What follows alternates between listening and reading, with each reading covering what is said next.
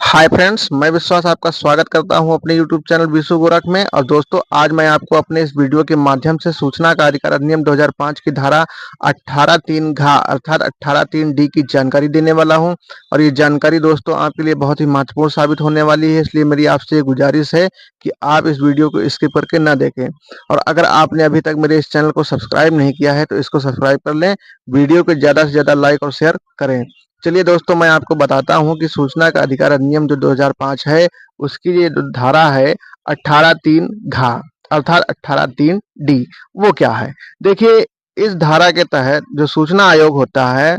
उसको ये शक्ति प्रदान होती है कि वो आवश्यकता पड़ने पर, यानी कि जब वो किसी भी मामले में जांच कर रहा होता है सूचना आयोग। और जांच वो कब करता है कि जब कोई व्यक्ति सूचना आयोग को शिकायत करता है कि नहीं, उसको सूचना नहीं दी जा रही है, या उसको गलत सूचना दी जा रही है, उसको गुमराह किया जा रहा है, या भ्रामक सूचना दी जा रही है, या उसको बहुत सारे बहाने बनाए जा रहे हैं कि नहीं सूचना अधिकारी नहीं है, या उसकी डाक लौटा दी गई है। तो इन्हीं सब आधार पे जब कोई व्यक्ति सूचना आयोग को धारा 18(1) का से लेके चा तक की जो उपधाराएं हैं उनके तहत वो कर देता है। और जो सूचना आयोग है उसको जब इस बात का समाधान हो जाता है अधिनियम की धारा 18(2) के तहत कि नहीं, जो व्यक्ति ने या जनता ने जो मुझे शिकायत किया है वो वास्तव में जांच के योग्य है, तो वो उसमें जांच प्रारंभ कर देता है। और जब जांच हो रही होती है दोस्तों, तो सूचना आयोग को वो सारी शक्तियां प्राप्त होती हैं जो किसी भी मामले का विचार करते समय सिविल प्रक्रिया संहिता 1908 का 5 के तहत सिविल न्यायालय को प्राप्त होती हैं। तो दोस्तों, वही सारी शक्तियां यहाँ सूचना आयोग को भी प्राप्त होती हैं। तो उन्हीं शक्तियों के बल से अब अधिनियम की धारा 18(3) घ जिसकी मैं बात कर रहा हूं, तो उस धारा के तहत सूचना आयोग आवश्यकता पड़ने पर किसी भी न्यायालय या फिर किसी भी कार्यालय से जो लोक अभिलेख होगा, यानी कि उस जांच के दौरान अगर आवश्यकता होगी और वो लोक अभिलेख अगर किसी न्यायालय के पास में है या किसी कार्यालय के पास में है, तो आवश्यकता पड़ने पर तो उस न्यायालय या कार्यालय से जो सूचना आयोग है उस लोक अभिलेख को मंगवाएगा या फिर उसकी प्रतियों को मंगवाएगा। तो देखिए दोस्तों, कितनी अच्छी बात है, यानी कि जो सूचना है उस सूचना तक उस व्यक्ति की सूचना आयोग पहुंच उपलब्ध कराएगा। ठीक है। और जो सूचना अधिकारी तरह तरह के बहाने बना रहे होंगे उनको भी दंडित करेगा अगर वो जांच में दोषी पाए जाते हैं। ठीक है। और जो सूचना है उस सूचना तक जो भारत की जनता है, अर्थात जिस व्यक्ति ने उस सूचना को मांगा है, और अगर वो नियमानुसार सूचना दे है, अर्थात अगर वो छूट प्राप्त नहीं है और जांच के दौरान सूचना आयोग का समाधान होता है कि नहीं, व्यक्ति की जो सूचना है वो युक्त युक्त अर्थात सही तरीके से देने वाली है, तो बेशक वो सूचना किसी न्यायालय के पास में हो या कार्यालय के पास में हो, और आवश्यकता पड़ेगी तो दौरान जांच जो सूचना आयोग है तो वो अधिनियम की धारा 18(3) घ अर्थात 18(3) डी के तहत उस न्यायालय या कार्यालय से सूचना के जो लोक अभिलेख हैं उन दस्तावेजों को मंगवा सकता है या उनकी प्रतियों को मंगवा सकता है। तो दोस्तों, आप मेरे इस वीडियो की स्क्रीन पर देखें कि सूचना का अधिकार अधिनियम 2005 की धारा 18(3) घ अर्थात 18(3) डी क्या है। धारा 18(3) घ किसी न्यायालय या कार्यालय से किसी लोक अभिलेख या उसकी प्रतियां मंगाना। दोस्तों देखिए, सूचना का अधिकार कानून के तहत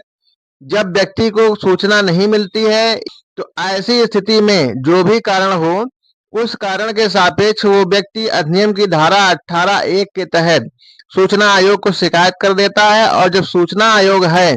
उसका अधिनियम की धारा 18(2) के तहत यह समाधान हो जाता है कि नहीं, शिकायत जो है वो युक्ति युक्त है, उसमें जांच होनी ही चाहिए, तो ऐसी स्थिति में वो जांच चालू कर देता है।